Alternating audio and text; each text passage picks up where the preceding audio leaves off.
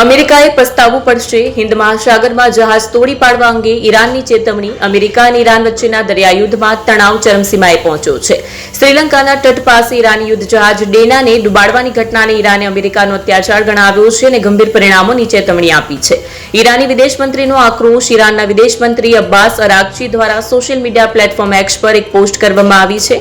તેમણે જણાવ્યું છે કે અમેરિકાએ ઈરાનના કિનારાથી 2000 માઇલ આશરે 3219 કિલોમીટર દૂર દરિયાની વચ્ચે એક ઘાતક અત્યાચાર કર્યો છે.